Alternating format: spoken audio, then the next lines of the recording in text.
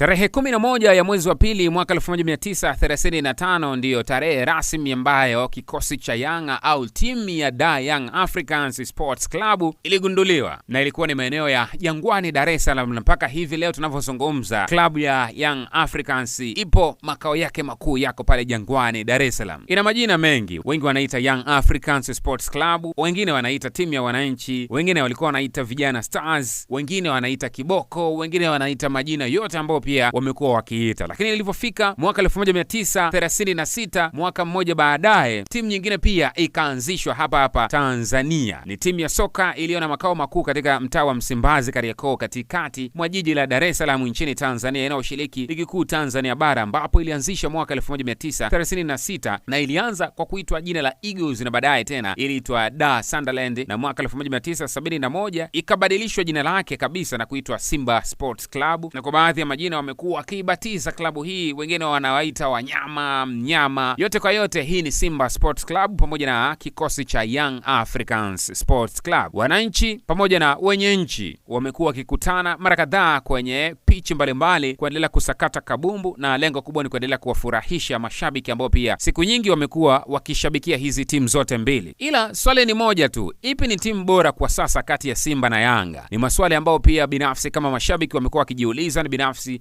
ni moja kati ya swali ambao huwa nakaa chini na jiuliza mpaka sasa hivi, ipi ni timu bora zaidi? Kuna mwanamichezo mmoja anaitwa Maregesi Nyamaka amewahi kuzungumza sababu kuu mbili ambazo tunaweza tukazitemu hizi timu mbili, ipi ni timu bora zaidi kuliko timu nyingine, na akasema ni simple tu kwa faida ya wengi. Timu bora inapimwa kwa mambo mawili. Moja, huyu mchambuzi akasema ni makombe, na mbili ni muendelezo wa kiwango bora na matokeo bora kwenye pitch, yani uwanjani. Na kwa upande wake yeye akawa amezungumzia Yanga ilichukua makombe kadhaa ya ndani kwa mfululizo kwa takriban kama miaka miwili, lakini pia ikachukua medali za kombe la shirikisho. So hiyo ikawa inadhihirisha kwa huo muda kwamba Young ndo ilikuwa juu, kwa sababu tayari vipengele vyote hivyo viwili according to yeye anaeleza kabisa kwamba Yanga iliweza kuvichukua, na kwa wakati huo Simba ikawa ipo chini. Lakini pia ilikuwa ni mwezi wa 6 mwaka 2023, IFFHS walitoa orodha ya timu 25 bora barani Afrika kwa ripoti za mwezi wa 6. Of course zilitolewa na shirikisho la takwimu duniani kabisa, na timu ya Yanga ikawa imebahatika kushika nafasi ya 6, na timu ya Simba pia kutoka hapa Tanzania zote mbili ikawa imeshika nafasi ya 13. Yani kwa vilabu 25 bora barani Afrika kwa mujibu, timu ya kwanza ilikuwa ni Al Ahly, iliyofuatiwa na Wydad, ikafuatiwa na Zamalek, Pyramids pia nafasi ya 4, Sundowns nafasi ya 5, Young Africans kutoka Tanzania ilikuwa nafasi ya 6, Raja Casablanca kwa nafasi ya 7, 8 ni AC FAR, na Future FC ilikuwa nafasi ya 9, CR Belouizdad ilikuwa na nafasi ya 10, nafasi ya 11 ni Al Hilal, nafasi ya 12 ni USM Alger, nafasi ya 13 ni Simba Esperance, nafasi ya 14 Petro de Luanda ilikuwa nafasi ya 15, Aseke Mimosa ilikuwa nafasi ya 16, Al Merreikh ilikuwa nafasi ya 17, RS Berkane nafasi ya 18, na nafasi zingine zote zilizoendelea huko chini mpaka kukamilisha nafasi 25 au listi ya timu bora barani Afrika, timu 25, yani vilabu bora 25. So na hapo pia ikaonesha kabisa klabu ya Yanga ndo ilikuwa on top, ilikuwa ni ya juu kwa sababu ilikuwa ni nafasi ya 6, huku ilikuwa nafasi ya 15. Lakini pia listi zimeendelea kutajwa na tovuti mbalimbali zikielezea, kuna sometimes pia klabu ya Simba inakuwa juu kuliko klabu ya Yanga, na ni according to wao ambao pia wanairanki hiyo klabu husika kwamba bana kuna vitu viwili vitatu ambavyo vinasababisha hiyo klabu inakuwa juu. Kwa mara kadhaa pia tumeona mitanange kati ya Simba na Yanga pale kwa Mkapa na sehemu zingine za hapa Tanzania, wamekuwa wakizipeleka hizo mechi.